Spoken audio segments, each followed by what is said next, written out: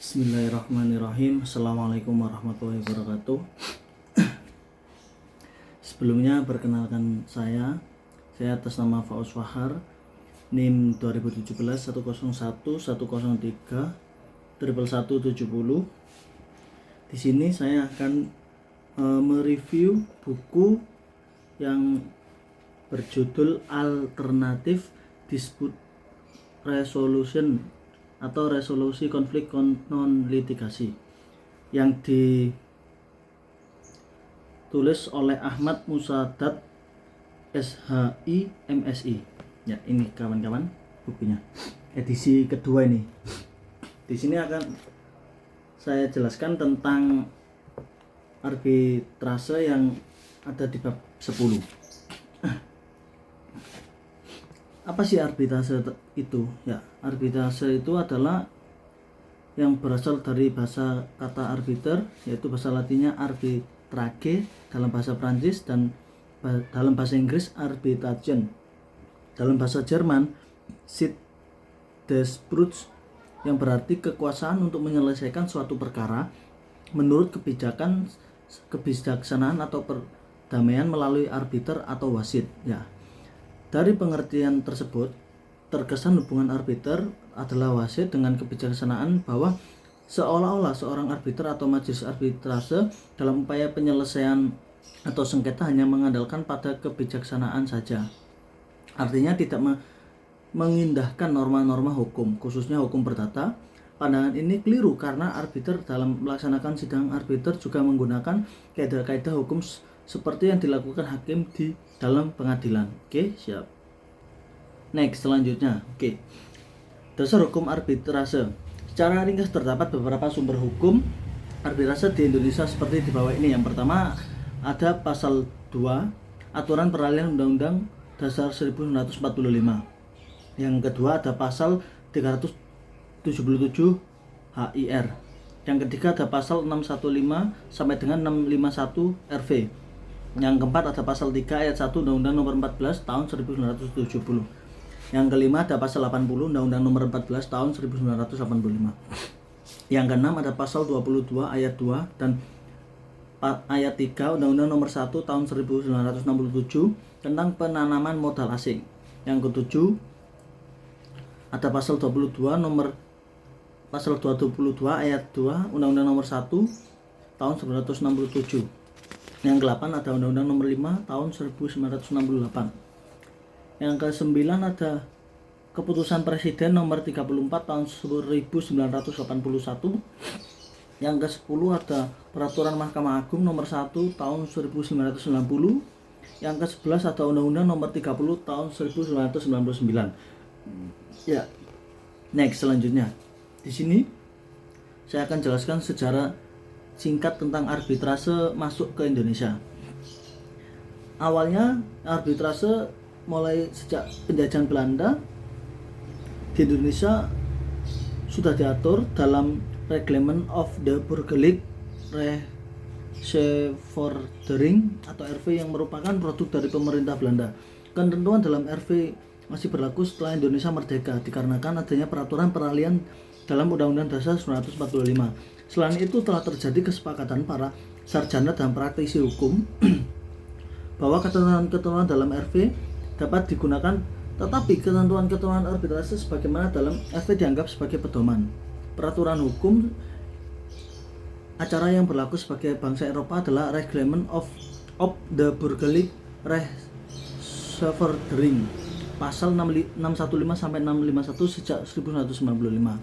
Di Indonesia landasan hukum keberadaan lembaga arbitrase dahulu terdapat dalam pasal 377 HIR atau 705 RBG yang menunjukkan berlakunya reglemen hukum acara perdata RV yang telah dinyatakan tidak berlaku lagi saat ini.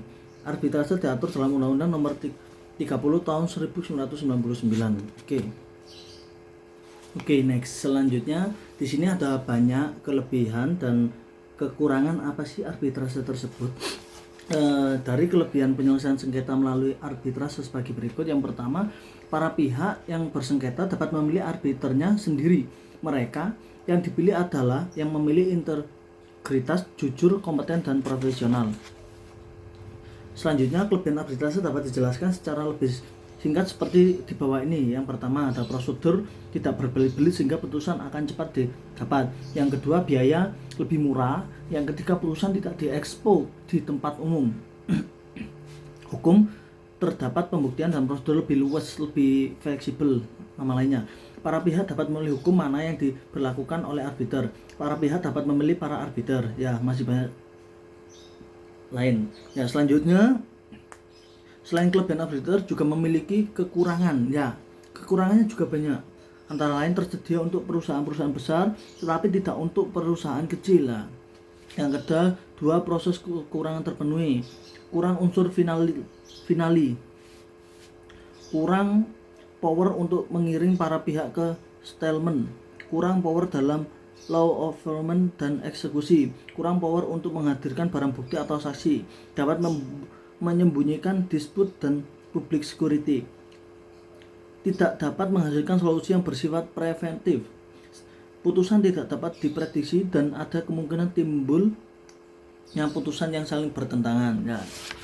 Next, selanjutnya jenis-jenis arbitrase. Ya. Di sini ada 2 jenis, yaitu arbitrase ad hoc atau arbitrase volunter. Yang kedua, arbitrase institusional. Ya. Yang pertama adalah arbitrase ad hoc. Arbitrase dapat berubah arbitrase sementara maupun arbitrase melalui badan permanen. Sedangkan arbitrase institusional adalah suatu lembaga atau badan arbitrase yang bersifat permanen sehingga tetap berdiri atau selamanya meskipun perselisihan yang ditangani setelah selesai diputus. Oke. Next, selanjutnya. Prinsip-prinsip arbitrase yaitu ada 5. Yang pertama, efisien, asabilitas, proteksi hak para pihak, final dan binding, fair and just. Ya. Selanjutnya, kompetensi absolut arbitrase. Yang pertama ada aliran yang mengajar bahwa perjanjian arbitrase bukan public order atau bukan kepentingan umum. Yang kedua ada aliran yang mengajarkan bahwa perjanjian arbitrase didasarkan pada prinsip pacta sunt servanda. Di sini saya akan menjelaskan lagi istilah arbitrase tersebut, yaitu adalah yang berasal dari bahasa Latin arbitrate, yang berarti kekuasaan untuk menyelesaikan suatu perkara menurut kebijaksanaan atau perdamaian melalui arbiter atau wasit. Ya, itu yang pertama. Yang kedua tadi ada sumber hukumnya. Selanjutnya ada kelebihan dan kekurangan, dan ada jenis-jenis arbitrase. Oke, terima kasih. Saya telah menjelaskan tentang arbitrase yang ada di buku Alternative Dispute Resolution edisi kedua yang ditulis oleh Ahmad Musadat, SHI, MSI. Terima kasih. Apabila ada tutur kata yang kurang berkenan, mohon maaf sebesar-besarnya. Wabillahi taufik wal hidayah. Wassalamualaikum warahmatullahi wabarakatuh. Jangan lupa ditonton.